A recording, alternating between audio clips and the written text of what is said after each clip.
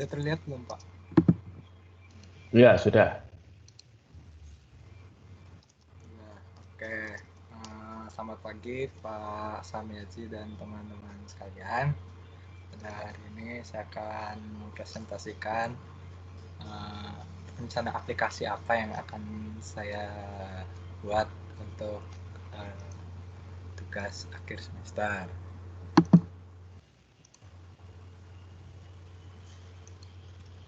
Jadi yang mau saya buat itu kayak aplikasi reminder gitu. Jadi kenapa saya mau buat ini karena dari pengalaman pribadi juga saya tuh nggak sering lupa gitu loh, kayak event tugas, ada ujian segala macam. Jadi kenapa saya buat aplikasi ini ya, karena untuk menutupi kekurangan saya itu yang sering lupa gitu loh. Lalu kayak selanjutnya kayak data apa aja yang harus yang ntar akan ada di aplikasi saya itu. Yang pertama itu ada kapan waktu terjadinya, kayak apa namanya, kayak hari, tanggal, bulan, sama tahun. Terus kayak kapan mau diingetinnya, terus kayak ini kode kategori pengingatnya itu rencananya saya mau ngebuat 3. Jadi kayak untuk tugas, ujian, sama event itu kayak acara gitu saya bedain, Pak. Jadi untuk kayak tugas sama ujian saya buat waktu untuk diingatkannya itu kayak 3 hari sebelum waktu itu terjadi gitu. Jadi saya masih punya spare waktu buat kayak persiapan, terutama ujian. Soalnya saya nggak bisa yang namanya kayak satu hari semalam itu langsung inget semua materi buat ujian itu. Nah, ini kan kategori pengingatnya itu ya tadi ujian, tugas, sama acara. Nah, keterangan di sini itu saya gunain buat kayak tugas, kayak ngasih tahu tugas apa aja. Kayak misalnya saya dapat tugas akuntansi menengah 3 itu tugasnya itu exercise 21.3 kayak gitu. Nah, saya ntar masukin keterangan kayak gitunya di kolom keterangan gitu. Lalu karena saya juga kadang-kadang lupa kalau ada acara, saya lupa kayak janjian sama temen di mana. Nah, saya tambahin lokasinya. Jadi kayak jadi besok saya harus ke sini untuk nemuin siapa, untuk apa gitu. Oke. Iya, ini menarik sih sebetulnya. Nanti silahkan diteruskan. Hanya nanti ini bentuknya, ini kan kamu hanya mencatat apa saja yang harus diingat ya. Bentuknya kalau misalnya pas hari hanya atau apa? Mana tadi? Waktu untuk diingatkannya itu sudah sampai, misalnya Rabu jam 10 gitu. Nah, apa yang akan terjadi? Rencananya saya tuh kayak munculin notifikasi gitu loh, Pak, kayak Oke. di HP. Berarti nanti berarti nanti itu pakainya trigger mestinya ya. Oh iya, Pak. Jadi kalau trigger itu kan akan dieksekusi, kalau waktunya sudah muncul gitu kan. Iya, Pak. Lalu nanti harus bikin script SQL untuk trigger itu. Iya, Pak. Oke, bagus. Ya, berikutnya Paul. Oke.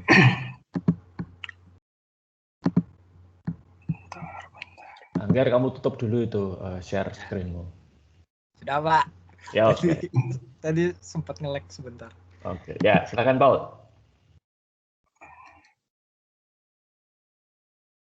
Bentar, Pak. Oke. Belum di-save nih.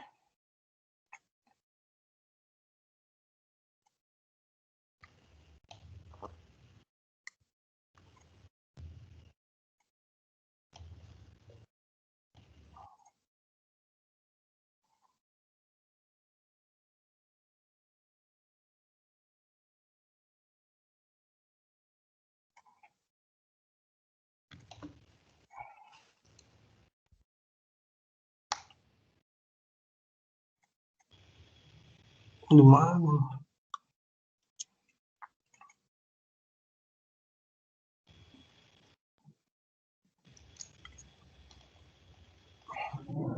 Bentar pokok nggak bisa ini.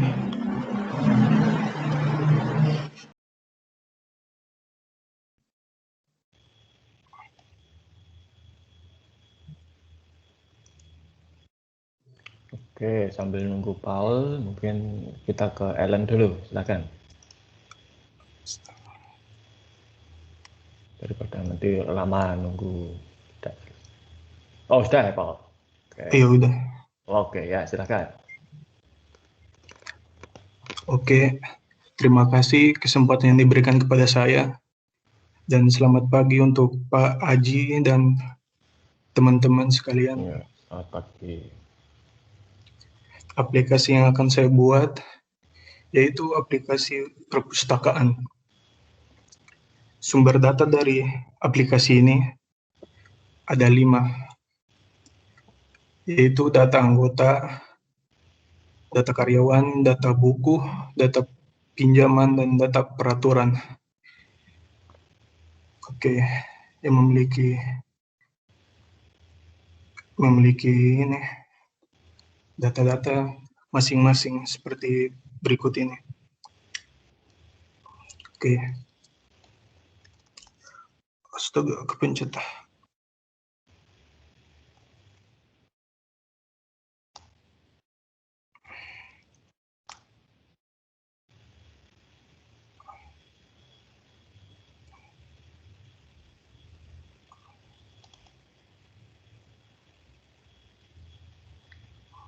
Oke. Fungsi dari aplikasi perpustakaan ini, yang pertama meningkatkan layanan perpustakaan kepada anggota perpus.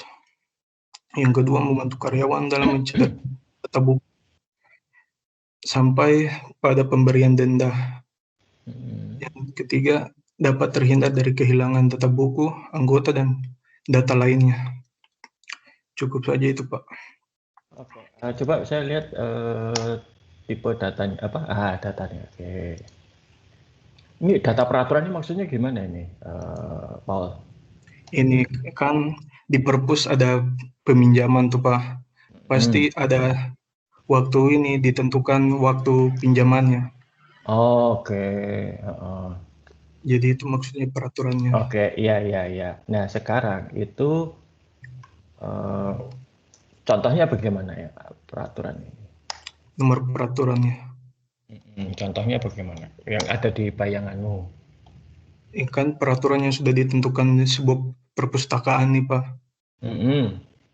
Oh, nomor peraturan ini nanti nyambungnya kemana ini? Relasinya nomor peraturan ini kemana ini? Nomor peraturan. Ya, ini kan pasti harus nyambung ke data yang lain kan? Relasinya bagaimana gitu loh maksud saya. Oh, Artinya kan enggak. di dalam data peraturan ini ada lama peminjaman gitu kan? Iya. Nah itu ada di mana? Nyambung kemana ini? Ke data pinjaman atau nggak ada di data pinjaman, hanya nomor pinjam, tidak ada nomor peraturannya. Oh iya. Lalu dendanya juga nggak nyambung kemana gitu kan? Ya nggak. Nah itu harus nyambung. Artinya nanti kalau minjam itu sudah jelas dia kategorinya apa menurut peraturan. Ya. Ini saya beri contoh dulu ketika saya kuliah di Australia itu. Mahasiswa itu kan ada 3 level, mahasiswa S1, S2, S3 itu beda-beda di perpustakaan. Kalau mahasiswa S1 itu maksimal meminjam hanya 15 buku pada satu saat, dan sekali pinjam itu hanya 20 hari kalau saya tidak salah. 20 atau 25. Mahasiswa S2 itu boleh meminjam 20 buku.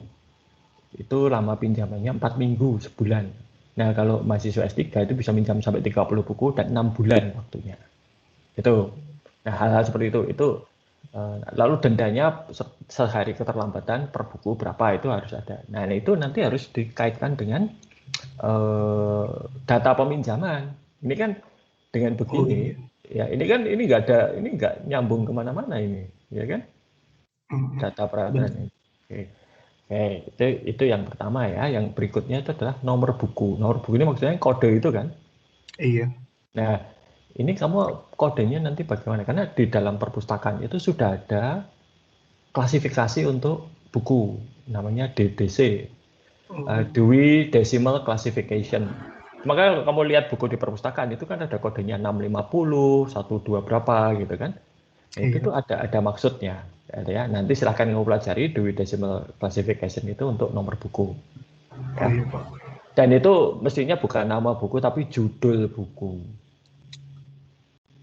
Ya. Nah, Iya, Pak. dari Dewey Decimal Classification itu sudah ada jenis bukunya. Apakah dia itu fiksi, non fiksi itu sudah ada. Maka cukup pakai nomor klasifikasi itu sudah ketahuan. Misalnya apakah itu ilmu sosial, ilmu pasti, ilmu teknik itu sudah ada. Ya, jadi Iya. kamu browse saja. Oke, makasih Paul. Ellen berikutnya, silakan.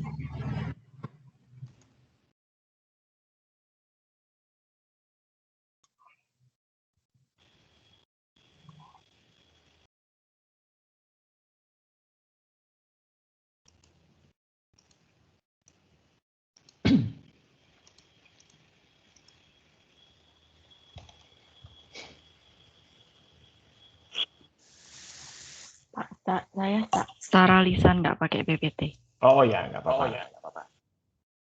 Aplikasi yang akan saya buat tuh aplikasi tentang stok barang. Kenapa saya buat itu? Karena kan papa saya lagi ada dari beberapa bulan yang lalu ada buat toko gitu tentang atap, toko atap. Terus karena lagi perintisan, terus saya sering bantuin. Terus sering kebingungan tuh kan stok atapnya tuh kan banyak, ada berbagai macam, ada 3 warna. Warnanya sih cuma 3 sebenarnya, cuman stoknya kan banyak, ukurannya banyak, ada yang 5 meter, macam-macam. Sering kebingungan kalau misalnya ada pembeli butuh 5 meter 5 lembar. Nah, karena kelamaan kalau misalnya ngitung manual, jadi kan kalau pakai aplikasi kan jadi cepat. Jadi kita masukin dari kita ngitung dulu secara manual. Habis itu kalau udah dimasukin aplikasinya, jadinya nih kalau misalnya ada pembeli harus dikirim jam 2, belinya 5 meter 10 lembar. Dicek dulu ada nggak stoknya, kalau ada langsung dikirim. Ini cepat. Kalau misalnya ngitung manual kan harus ngitung satu-satu dulu. Oke, ya. Oke, ya. Kalau begitu nanti Ellen kamu harus mempelajari mengenai manajemen persediaan. Ya, tentunya saya nggak tahu apakah ini nanti akan sampai ke nilai persediaan atau tidak. Tetapi kalau dari ceritamu tadi mungkin cukup sampai kepada jumlah persediaan, gitu kan. Nah, tapi yang namanya persediaan itu itu tidak cukup hanya dia mencatat saja, tapi juga kalau sudah maju itu untuk persediaan itu nanti juga untuk mengingatkan misalnya kalau kapan satu persediaan itu harus beli lagi, ya, nanti terserah metodenya. Kemudian salah satu tantangan dari persediaan itu adalah sinkronisasi atau menyamakan antara catatan dengan fisik. Nah, ini tidak ada resep yang lain kecuali kedisiplinan di dalam entry data. Jadi ya pertama kali tentunya semua harus dihitung fisik dan dimasukkan gitu kan. Nanti masalahnya adalah kalau datang persediaan baru itu harus dicek juga, lalu datanya dimasukkan ke dalam aplikasi. Nanti ada penjualan, datanya juga dimasukkan ke dalam aplikasi. Nah, itu harus rajin update datanya, sebab kalau tidak nanti catatan dengan fisiknya bisa beda, dan itu adalah tantangan utama sistem informasi persediaan itu ada di situ. Ya. Oke, baik. Terakhir Regina, silakan.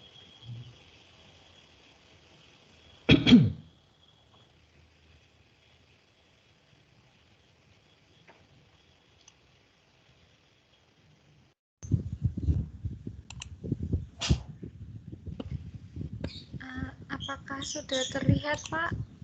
Belum. Sebentar, ditunggu dulu. Mungkin butuh waktu.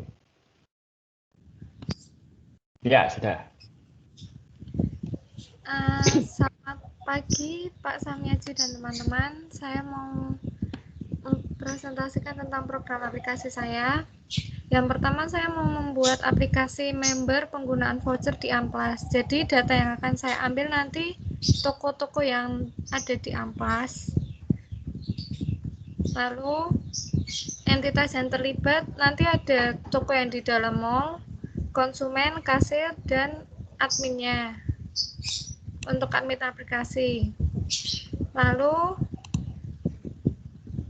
untuk isi aplikasinya itu nanti di dalam aplikasi terdapat identitas entitas, lalu ada maksudnya ada macam-macam vouchernya, lalu untuk keterangannya pembelian vouchernya itu menggunakan poin. Jadi di saat konsumen membeli atau berbelanja di mall nanti akan masuk kayak struknya gitu kan Pak. Nah itu nanti jumlah dari struk bisa langsung pindah ke bagian aplikasi membernya untuk memberitahu kayak berapa banyak yang didapat poinnya. Nah itu untuk membeli voucher.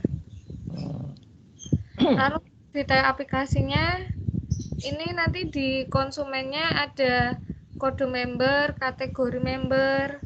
Nanti kategori membernya seperti ada gold, silver, Pak.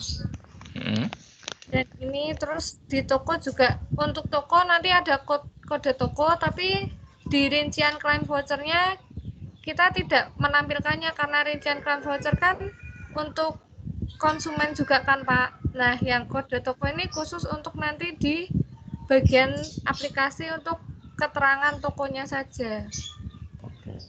Untuk bagian admin mengatur pembukuan gitu Pak istilahnya.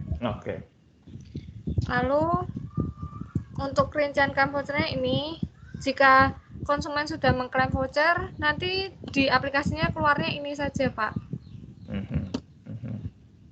Cara program bekerjanya, ini entitasnya ada, lalu sistem menerima identitas, nanti terjadi proses klaim voucher, nah sistem ngerekam dan mengeluarkan kayak tanda klaim voucher gitu, Pak.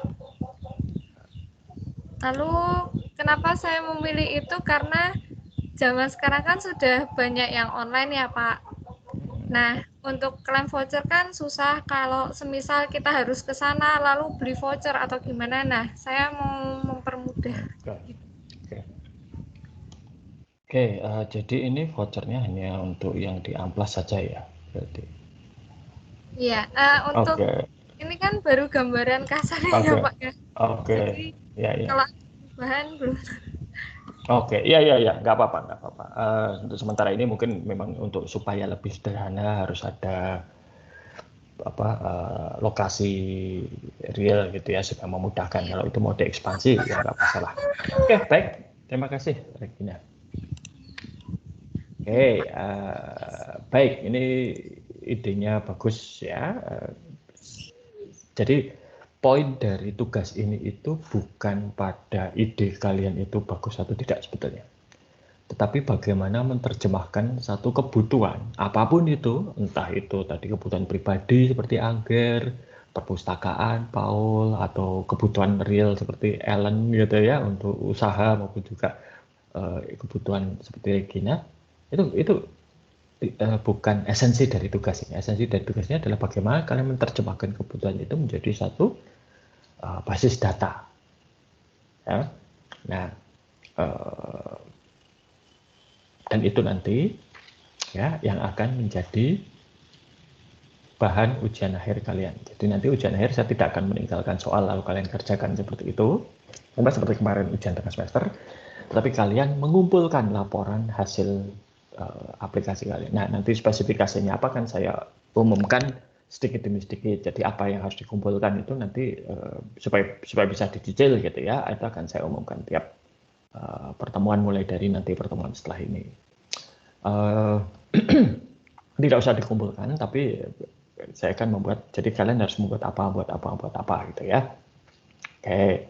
Nah, sebetulnya ya langkah paling jelas nomor satu kelihatan nanti 2 minggu lagi adalah kalian harus buat tabelnya kan begitu, merancang tabelnya itu kan, termasuk terutama tadi Paul ya, relasi antar tabelnya harus jelas ya Paul ya.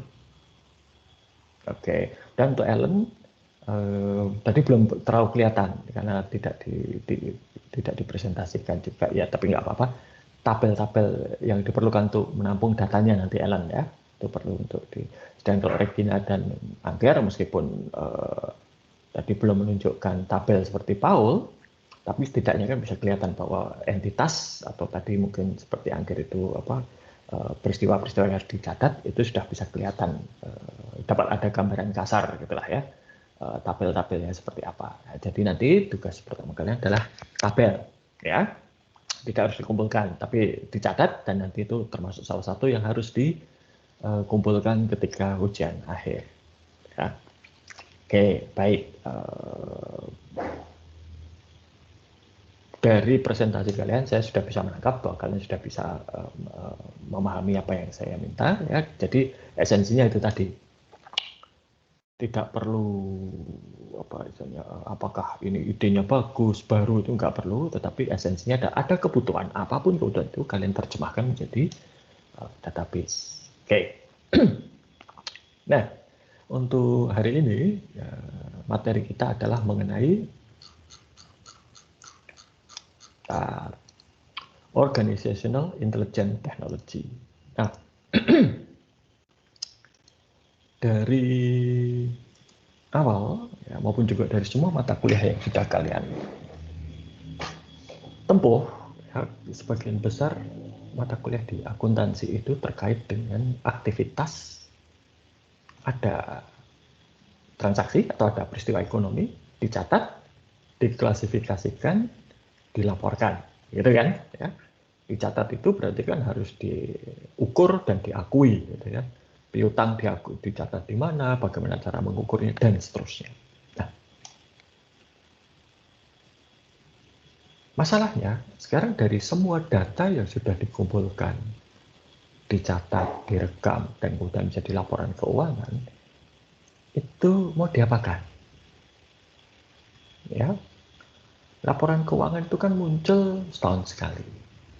Atau kalau itu perpajakan ya sesuai dengan ketentuan perpajakan. Tapi tentunya kan bukan hanya itu saja yang dibutuhkan. Ya. Perusahaan butuh informasi setiap saat. Bisnis butuh informasi setiap saat. Tidak hanya pada saat mengeluarkan laporan keuangan atau harus bayar pajak. Ya. Mulai dari mungkin kasusnya seperti Ellen, atap yang merah ukuran 10 meter masih ada berapa, atau seperti Angger, ini saya janjian, hari ini ada janjian atau tidak, atau seperti Paul, buku apa saja yang masih belum kembali, gitu ya, dan Regina, voucher apa saja yang sudah dibelanjakan, atau malah justru voucher mana yang, toko mana yang tidak pernah menggunakan voucher dan lain sebagainya.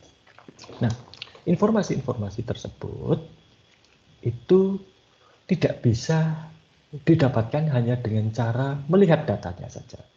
Ya. Seperti kalian melihat laporan keuangan. Ya. Dilihat kas sekian miliar. Kalau neraca laporan keuangan, laporan posisi keuangan itu kan masanya sudah lewat. Kalau di neraca itu ada kas 1 triliun. Pada saat kalian melihat laporan itu mungkin kasnya sudah tidak 1 triliun. Itu data masa lampau, historis gitu ya. Lalu apa yang bisa dilakukan? Ya. Nah, itulah bagian dari organizational intelligence. Dan kalau kalian melihat ada sekarang trennya ada big data, ada business intelligence, ada data analitik, itu sebetulnya adalah upaya untuk memanfaatkan data yang selama ini sudah dikumpulkan dan disimpan oleh perusahaan maupun juga pihak-pihak yang lain untuk menggali informasi apa yang ada di dalam data. Apa yang bisa kita dapatkan dari data yang sudah terkumpul sekian lama dan sekian banyak itu. Ya.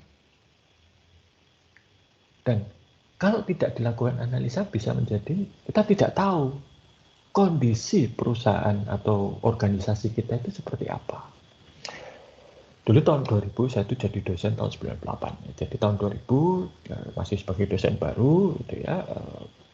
Biasa dosen baru itu bagiannya disuruh-suruh gitu ya untuk hal-hal yang tidak menyenangkan. pada waktu itu Atmajaya sedang membangun atau sedang mengembangkan strategic planning untuk 5 tahun ke depan. Ya, waktu itu rektornya masih Pak almarhum Pak Kusumatmo, lalu ada tim, ya, tim inti. Dari tim inti itu sudah hanya tinggal 2 orang yang masih di Atmajaya. Satu Pak Jarot, wakil dekan 3, satunya lagi Pak Kusmargono di Fakultas Teknik. Dosen-dosen yang lain itu sudah pindah atau pensiun. Nah, oke, saya diminta di situ membantu. Dan saya melihat satu file Excel, gitu ya. File Excel itu berisi informasi, bukan informasi, data asal daerah dan SMA, negeri atau swasta, mahasiswa Atmajaya. Ya, itu dari seluruh mahasiswa Atmajaya mulai dari tahun berapa sampai berapa, itu mereka itu dari provinsi mana, kemudian kabupatennya mana atau kota madya mana, dan SMA-nya itu negeri atau swasta. Nah, baru kemudian ada satu analisa yang menarik, ya. Yang menarik itu adalah Bali.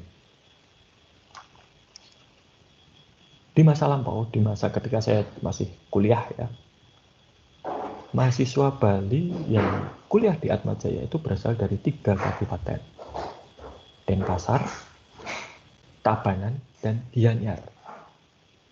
Pak Gede itu asalnya dari Gianyar. Kalau Pak Putu itu Bali Coret, karena Pak Putu itu Nusa Penida, gitu ya.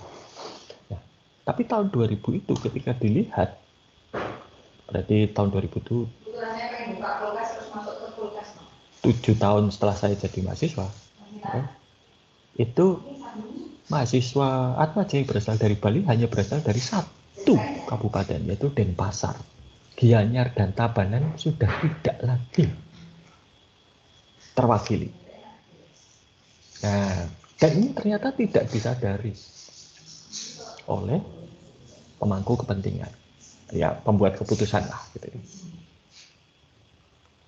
Kemudian dilihat datanya, ternyata minat mahasiswa atau calon mahasiswa dari Bali untuk kuliah di Jogja itu meningkat, ya, meningkat, karena Jogja dan Bali itu punya kompatibilitas budaya, gitu ya. Nah, jadi kalau orang Bali itu mau kuliah di luar Bali, Jogja itu berada di prioritas pertama, gitu ya. Tapi kenapa kok yang ke Atmajaya kok malah menurun? Yang tadinya diwakili 3 kabupaten sekarang hanya tinggal 1. Nah, ini masalah, gitu ya. Ya. Nah, apa yang saya ceritakan ini adalah contoh bagaimana satu informasi berharga bisa digali dari data sederhana. Data sederhana ini apa sih? Penerimaan mahasiswa baru tiap tahun. Kalau kalian dulu masuk Atmajaya sebagai mahasiswa baru kan ditanya tuh, ini informasi ini direkam di dalam formulir pendaftaran kan. Alamat rumah di situ pasti ada provinsi dan kabupaten atau kota madyanya. Dan asal SMA negeri atau swasta itu pasti juga terekam. Sesederhana itu, dan ternyata kemudian kelihatan bahwa Atmajaya kehilangan 2 kabupaten sebagai sumber mahasiswa baru. Nah, ini bahaya. Padahal minat mahasiswa Bali untuk kuliah di Jogja meningkat. Jumlah mahasiswa Bali yang kuliah ke Jogja meningkat. Tapi kok yang Atmajaya menurun? Nah, ini kan masalah, gitu ya.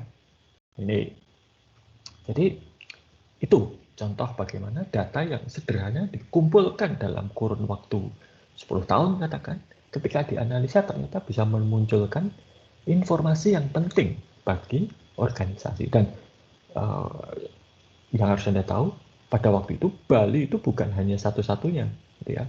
Ada kabupaten-kabupaten SMA yang di Nusa Tenggara Timur yang di masa lampau itu sering sekali mengirimkan lulusannya menjadi mahasiswa Atmajaya, pada waktu itu tidak lagi mengirimkan lulusannya menjadi mahasiswa Atmajaya.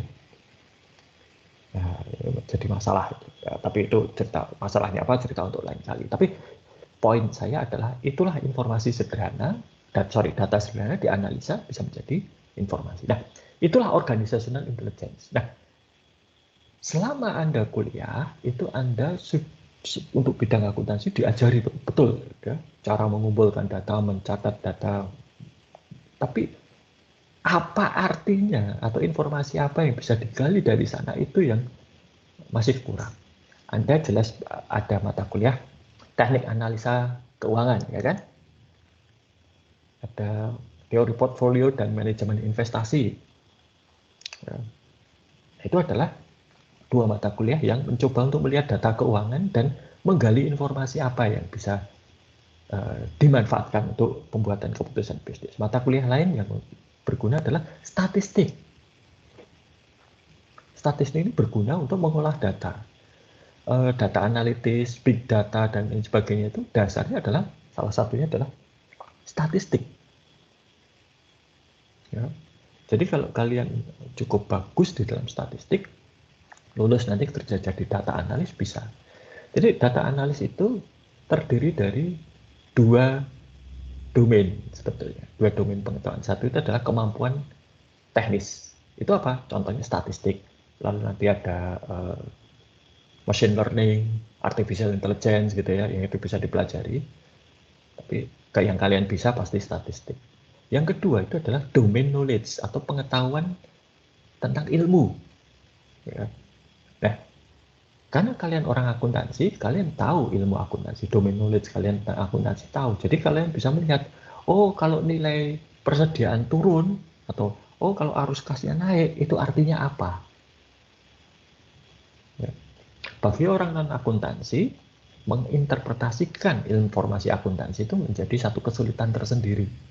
Ya, tapi bagi kalian itu sudah satu makanan sehari-hari. Nah, jadi kalau kita lihat di slide ini ya, definisi dari organizational intelligence itu adalah upaya untuk mengumpulkan, mengolah, menyimpan, dan menginterpretasikan data yang berasal dari sumber internal maupun eksternal. Jadi ada interpretasi. Contohnya ya, tadi, mengapa SMA-SMA di Nusa Tenggara Timur yang dulu sering mengirimkan lulusannya menjadi mahasiswa Atmajaya, pada waktu tahun 2000 tidak lagi mengirimkan mahasiswanya ke Atmajaya, lulusannya. Ternyata mereka itu setelah didatangi dan ditanya gitu ya, mereka itu merasa seperti diabaikan, tidak pernah didatangi, tidak pernah disapa gitu ya. Itulah mengapa kemudian ada program seleksi mahasiswa Atmajaya itu seperti jemput bola. Jadi datang ke daerah-daerah, lalu di sana mengadakan seleksi. Itu salah satu alasan mengapa ada seleksi.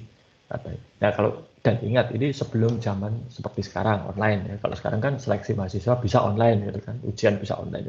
Tapi zaman itu kan belum ya. Maka harus jemput bola seperti itu.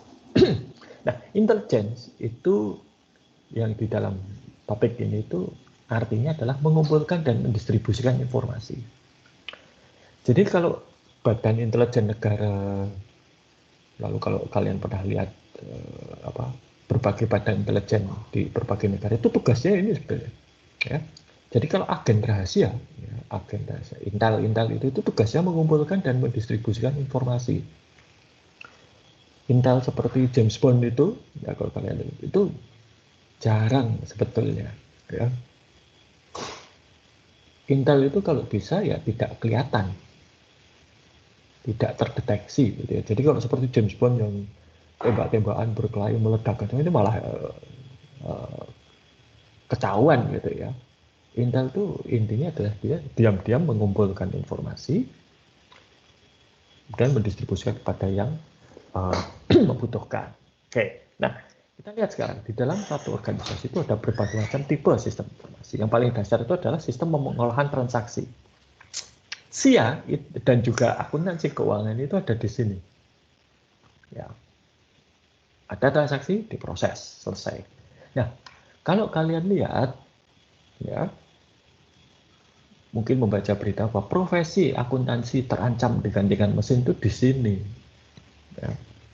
Di masa depan tidak perlu lagi nyatet jurnal, posting ke buku besar, dari buku besar menjadi neraca lajur menjadi laporan, itu tinggal klik jadi. Gitu ya. Nah, yang mulai sulit untuk nanti digantikan oleh mesin itu adalah yang ada di sini nih. Ya, mengubah data dari transaksi processing itu menjadi informasi itu apa? Perencanaan, pengendalian, dan pengelolaan organisasi. Misalnya tadi ya, seperti Ellen bisa lihat data-data penjualan, lalu bisa tahu, oh atap yang seperti apa yang paling laku. Yang warna apa, yang ukuran berapa yang paling laku, yang paling sering diminta. Atau bahkan bisa melihat, oh kalau bulan Januari ya warna merah paling laku. Nanti kalau yang bulan Maret, itu warna yang lain yang laku. Dan seterusnya. Dan nanti kemudian ada decision support system. Ini terkait dengan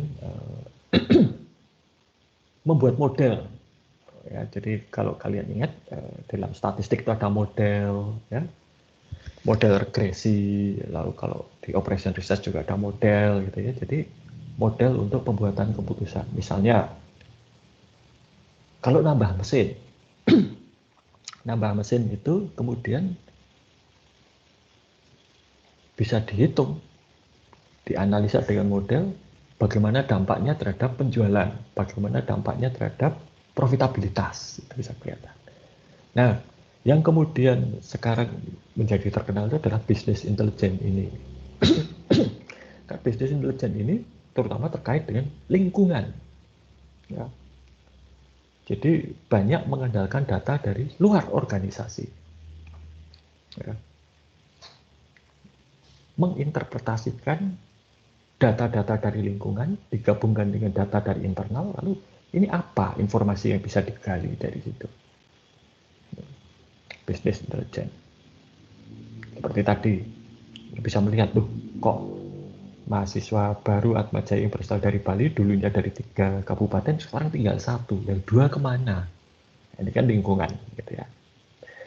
Oke, nah tekniknya itu ada yang online analytical processing dan data mining, nanti kita bahas gitu ya. Tapi seperti Anda lihat di sini statistik. Itu dasarnya statistik. Bahkan artificial intelligence, machine learning itu dasarnya statistik. Oke. Jadi ini siklusnya ya, bagaimana data itu digunakan, mulai dari ada transaksi disimpan, ya. Ini datanya, ini untuk data historis terutama menjadi data, lalu ini digunakan untuk memprediksi apa yang akan terjadi di masa depan. Perencanaan itu memprediksi apa yang terjadi di masa depan. Ya. Regina misalnya nanti bisa memprediksi, oh orang itu kalau supaya mau mengklaim voucher dan menggunakan voucher, transaksi seperti apa atau toko apa yang untuk konsumen itu menarik untuk mengklaim vouchernya, gitu ya. Atau mungkin ada toko-toko yang banyak pembelinya dan banyak ditukarkan poinnya menjadi voucher tadi. Oh, dari transaksi-transaksi di toko yang mana? Nah, ini bisa digunakan untuk membuat keputusan di masa depan. Ya. Nah, kalau sudah nanti ya itu dijalankan, dihandle oleh transaction processing system, kembali ke sini lagi. Begitu seterusnya. Okay. Nah, transaction processing system itu datanya bisa banyak sekali. Ya. Di sini contohnya adalah perusahaan telekomunikasi, telepon.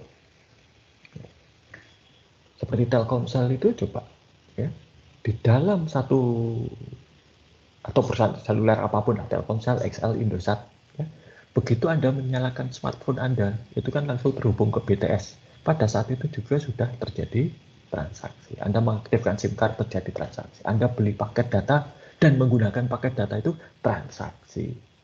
Anda beli pulsa, menggunakan pulsa, telepon, SMS, transaksi. Anda berpindah lokasi, itu juga data tercatat. Ya. Nah, ini adalah data-data yang jumlahnya banyak sekali. Telkomsel itu tiap jam untuk business intelligence mereka itu bisa menghasilkan paling tidak 3 miliar baris data. 3 miliar, bayangkan. Ya. Jadi database-nya itu isinya setiap jam itu 3 miliar minimal. Nah, yang jadi masalah apa? Sistem itu data itu terfragmentasi. Sebagai contoh, ya, Untuk penjualan itu pakai point of sale system. Tapi nanti untuk penggajian ada sendiri sistemnya. Untuk inventory persediaan ada sendiri sistemnya. Ya, kenapa bisa terjadi seperti itu? Karena mungkin satu perusahaan itu kan dananya terbatas, sehingga ketika mereka mulai mengkomputerisasi usaha, mereka kan mulai dari yang paling penting dulu. Misalnya, penjualan dulu, ya penjualan diotomatiskan, ada sistemnya. Setelah penjualan selesai, gudang, persediaan, oke persediaan diotomatiskan. Setelah itu, akuntansi diotomatiskan. Dan mungkin sekali sistem-sistem itu dibuat oleh orang yang berbeda atau beli dari vendor yang berbeda. Dampaknya datanya beda-beda. Ya. Nah, padahal data itu saling terkait. Begitu misalnya, ya, tadi seperti contoh saya pada Paul, ya, satu buku itu begitu dipinjam, itu sudah bisa langsung diprediksi misalnya, buku ini dipinjam, dipinjam, anggota yang lain tidak bisa meminjam, karena Pak sedang dipinjam. Ya, ini informasi. Nanti kalau terlambat mengembalikan denda dan seterusnya. Ya. Nah, maka biasanya untuk mengkonsolidasikan data yang tersebar dan terfragmentasi di berbagai sistem yang berbeda ini ada teknologi namanya data warehouse. Ya, data warehouse ini terpisah dari, jadi kalau secara fisik ya komputernya, servernya itu harus terpisah dari yang dipakai untuk transaksi, karena nanti berbeda datanya. Oke. Nah, data warehouse ini apa di sini ya? Data warehouse itu nanti dari data yang tersebar di berbagai sistem masuk data warehouse, ya, setelah di sana diolah. Ya. Nih ada satu program namanya R, gitu ya. Ini adalah alat statistik. Kalau kalian nanti mau belajar R, ya, itu banyak pasar tenaga kerja, data analitis menggunakan R, ya. Itu statistik. Silakan nanti itu. Nah, apa saja aktivitas yang ada di dalam data warehouse itu? Satu, mengambil data, ekstraksi. Jadi datanya diambil dari berbagai sistem. Dan dua, transformasi, mengubah data itu menjadi formatnya data warehouse. Karena formatnya berbeda, nanti ada. Dan data itu harus dibersihkan. Ya, dibersihkan. Karena data dari transaksi itu mungkin ada yang salah, ada yang keliru, dan lain sebagainya. Dan juga kemudian di-load artinya dimasukkan ke dalam servernya data warehouse. Nah, dan nanti ada penjadwalan dan metadata. Kita lihat, ekstraksi itu mengambil data dari berbagai sistem yang ada. Dan ini harus dilakukan secara otomatis. Data warehouse-nya Telkomsel tadi saya sudah sampaikan, tiap jam itu ngambil data sebanyak 3 miliar baris minimal dari sistem transaksinya Telkomsel. Dan ini besar sekali, lama waktunya. Ya. Transformasi. Nah, sering sekali data di dalam berbagai aplikasi di suatu perusahaan itu beda-beda, meskipun artinya sama. Seperti ini contoh ya, untuk jenis kelamin itu bisa MF, LP, ya, male female atau macam-macam, laki-laki perempuan, laki-laki wanita, pria wanita, gitu kan, macam-macam ya. Kemudian unit pengukurannya bisa inci, bisa senti, bisa kilo, bisa liter. Ini harus disamakan. Ya. Kemudian nama fieldnya ini Anda bisa lihat, sales strip date dengan sales date. Format tanggal ini yang sering bikin kacau ya.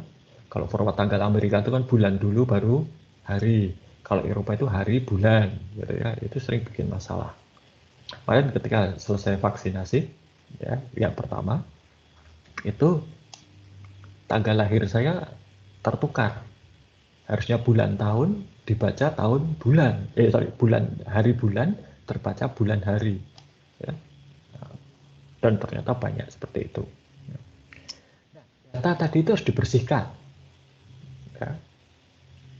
Karena banyak sekali data yang salah. Dan data yang salah itu sering sekali bukan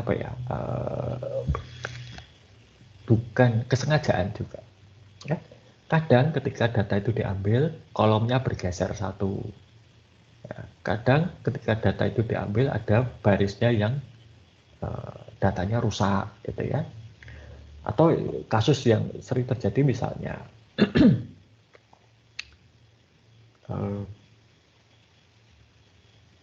ini terjadi dengan kalau Anda punya kartu telepon, kartu SIM card prabayar ya, yang bukan yang utama. Jadi misalnya Anda pakai, lupa ngisi, mati dah, hangus, ya sudah, daripada ngurus, mending beli baru, toh beli baru murah gitu kan. Nah, tapi untuk perusahaan itu kan masih tercatat bahwa misalnya, oh Samiyaji pakai nomor 1, hangus, beli lagi nomor 10. Sehingga nanti kalau di dalam data perusahaan, ini kok ada Samiyaji banyak dengan berbagai nomor yang berbeda, ini yang benar yang mana, gitu kan. Ini maka perlu dibersihkan datanya. Kalau tidak bersih, tidak boleh masuk ke data warehouse. Kenapa? Karena data yang tidak bersih, yang rusak, yang salah, yang tidak lengkap, itu kalau diolah nanti hasilnya error. Ingat ya, kalau pengolahan data komputer itu garbage in, garbage out. Jadi kalau yang masuk sampah ya informasinya sampah. Jadwal, kapan data itu diambil dari sistem transaksi untuk dimasukkan ke data warehouse. Ya. Kalau terlalu sering, itu nanti mahal. Kenapa? Datanya bayangkan, ngambil data seperti Telkomsel yang 3 miliar baris itu butuh komputer yang besar, koneksi data yang bagus. Untungnya Telkomsel itu adalah perusahaan telekomunikasi, jadi mereka masalah jaringan telekomunikasi. Pemerintah Indonesia misalnya, ya. Pemerintah Indonesia itu ada namanya LKPP, Lembaga Kebijakan Pengadaan Barang dan Jasa Pemerintah. Untuk pengadaan barang dan jasa itu tiap pemerintah daerah, tiap lembaga, tiap kementerian, tiap institusi itu punya unit sendiri-sendiri. Jadi ada unit pengadaan di Kota Yogyakarta, ada unit pengadaan di ITB, ada unit pengadaan di Kementerian Keuangan, macam-macam. Nah, semua itu dikoordinasi oleh LKPP. Setiap malam jam 12 itu server-server dari unit ini akan datanya akan diambil oleh LKPP. Ya. Nah, kenapa begitu? Karena jam 12 biasanya tidak ada aktivitas pengadaan barang seperti tender dan lain sebagainya, aktivitas e-katalog itu terjadi pada jam kerja. Ya, jarang-jarang ada di malam hari. Maka jam 12 diambil. Itu pun sering banyak kendala. Apa? Komunikasi datanya terganggu sehingga servernya tidak bisa dikontak untuk diambil datanya, atau oleh unitnya servernya dimatikan, ya, ngirit listrik atau listriknya mati, ya bisa. Oke, metadata itu mendeskripsikan data. Anda tahu metadata itu seperti nama field, tipe data, ukuran data, dan sebagainya. Nah, arsitektur dari data warehouse itu bisa tersentralisasi, bisa terfederasi maupun juga berlapis. Ya, ini yang terpusat. Jadi ada satu data warehouse, ya, dan nanti dipakai bersama. Bisa juga dengan federated. Ya, federated itu nanti bagian keuangan punya sendiri, marketing punya sendiri, tapi semua nyambung menjadi satu di sini. Bisa juga seperti ini. Ya, corporate, lalu nanti untuk yang Jogja ya pakai datanya di Jogja di sini dan seterusnya. Tapi semuanya ada di sini. Nah, ini adalah teknologi yang banyak dipakai. Ya. Untuk file management itu menggunakan Hadoop namanya. Ya, ini juga termasuk yang dipakai oleh Facebook, Google untuk pengelolaan data. Untuk pengolahan data itu menggunakan bahasa pengolahannya itu bisa pakai R, ini statistik, atau Python. Ya. Kalau kalian nanti belajar pemrograman, Python itu termasuk bahasa pemrograman yang mudah dipelajari. Ya. Oke.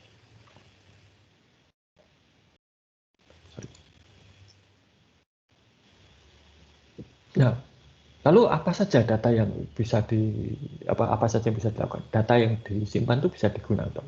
Misalnya untuk verifikasi dan discovery. Ya. Nah, ini misalnya contoh. Ya, Ellen misalnya bisa cari atap apa yang paling laku selama ini. Ukuran berapa yang paling laku, itulah yang di stok paling banyak. Ya. Atau menjadi discovery. Ya. Misalnya Paul bisa melihat dari data-data anggota perpustakaan, kira-kira anggota perpustakaan mana yang sebaiknya dihentikan. Karena apa? sering menghilangkan buku, nggak mau bayar denda, dan ya, itu adalah best predictor. Kalau kalian pernah belajar di statistik, ada analisa regresi. Analisa regresi itu adalah discovery, ya, memprediksi sesuatu. Ya. Nah, data warehouse itu kalau kalian itu pakai statistik SPSS, kan kalian ambil data dulu, dapat data ya, lalu data itu dimasukkan ke SPSS, dijalankan regresi atau apapun, keluar hasilnya. Nah, bayangkan itu semua terjadi tetapi secara online. Contoh kalau Anda lihat statistik penjualan itu statistiknya COVID. Kalau kalian lihat ke situs COVID-19 milik pemerintah, di situ ada statistiknya dan itu berjalan otomatis. Ya. Jadi inilah gunanya R dan Python. Jadi kalian bisa buat semacam satu script gitu ya, yang otomatis ngambil data, mengolah data dan menampilkan hasil tanpa perlu kalian melakukan proses seperti kalau pakai SPSS. Datanya diambil dulu, masukkan SPSS, diolah, baru keluar hasilnya. Tidak seperti itu, langsung. Ya. Kalian bisa bikin script untuk itu. Nah, kalau kalian pakai R, kalian bisa bikin script. Ya. Nah, OLAP itu struktur datanya menggunakan yang disebut sebagai, ada dua struktur. Bintang dan salju, snowflake. Ya. Kalau bintang itu seperti ini. Jadi ini data utamanya, kemudian dia ada dimensinya. Dimensinya itu bisa waktu, bisa wilayah, bisa produk, atau channel. Jadi nanti data itu bisa penjualan. Penjualan itu bisa dilihat dari produk apa yang paling laris. Wilayah mana, waktunya kapan. Ya, Ellen itu bisa tahu. Atau jangan Ellen ya. Misalnya Regina bisa tahu. Kalau pas akan lebaran tuh voucher apa atau toko mana yang paling banyak voucher dibelanjakan, atau konsumen itu mengklaim vouchernya paling banyak hari apa, Senin, Selasa, Rabu, Kamis gitu ya. Nah, oke. Dengan snowflake, nah, seperti ini ya. Nantinya itu bisa dilihat menjadi seperti ini datanya, yang disebut sebagai cube atau kubus. Jadi penjualan itu bisa dilihat barangnya apa, waktunya kapan, dan lokasinya di mana. Jadi bisa tahu ya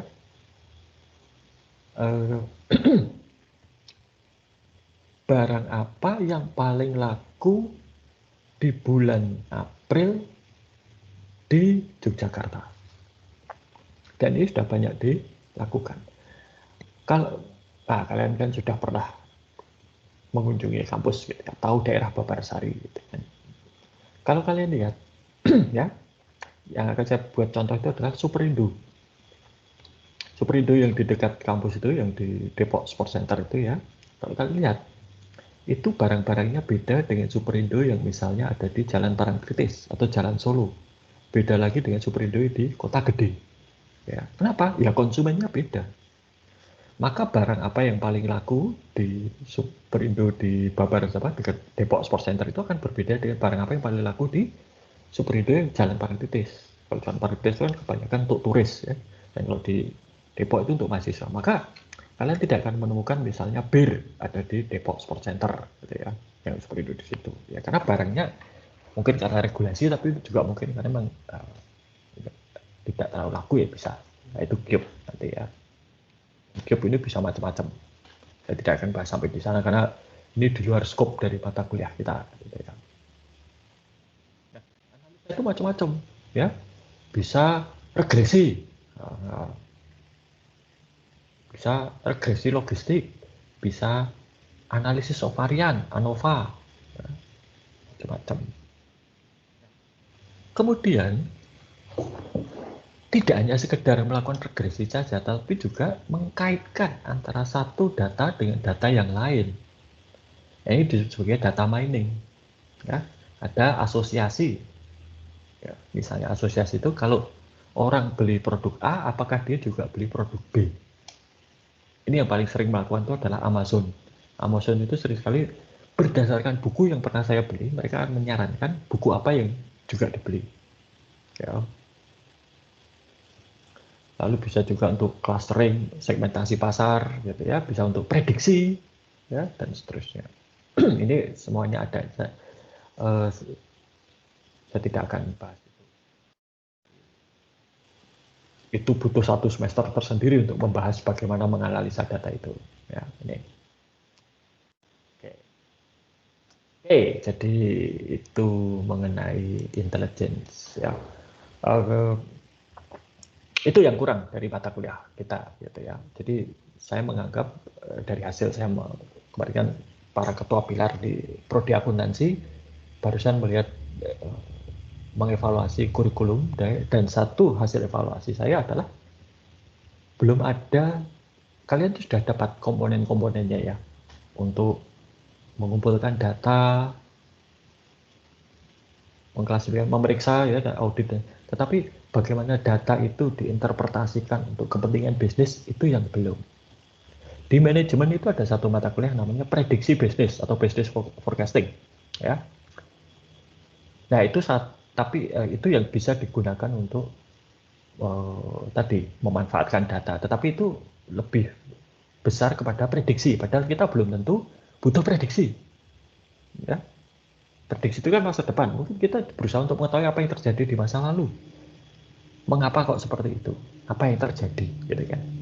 Nah itu, ya, jadi itu yang masih kurang gitu, di dalam kurikulum kita. Tapi jangan khawatir, itu sudah diketahui, dan nanti ada perbaikan kurikulum di mana ada beberapa mata kuliah yang akan diperkenalkan untuk memperbaiki supaya kalian nanti begitu lulus ya itu tidak hanya menjadi tukang catat keuangan, tetapi lebih kepada orang yang mampu menganalisis dan menginterpretasi informasi keuangan. Dan itu adalah profesi akuntansi yang tidak bisa tergantikan mesin, minimal sampai saat ini.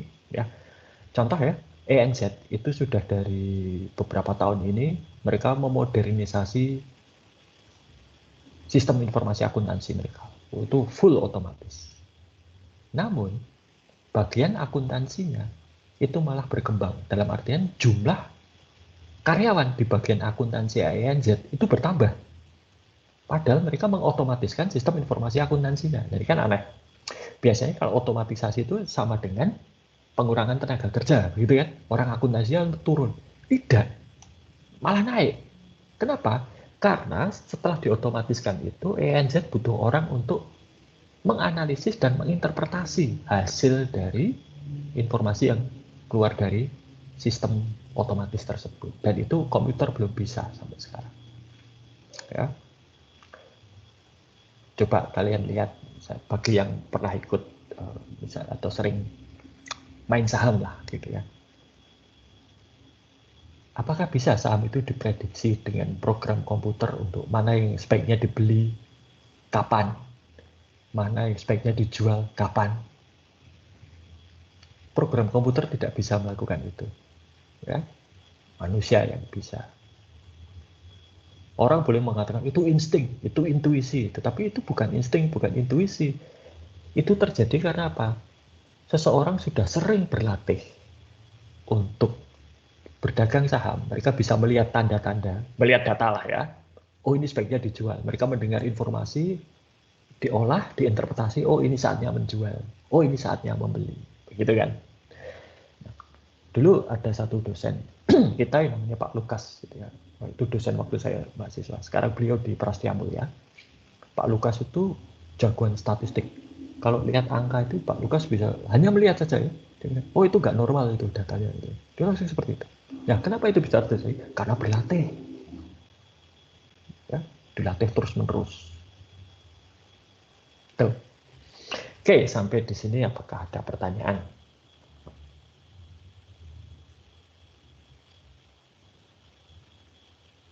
Oke, kalau tidak ada, minggu depan kita libur ya, jadi tidak ada kuliah. Minggu depan itu termasuk rangkaian liburan Idul Fitri, Lebaran ya. Jadi silahkan menikmati dan memanfaatkan liburan dengan sebaik-baiknya. Kita jumpa lagi 2 minggu ke depan. Oke, selamat siang dan sampai jumpa.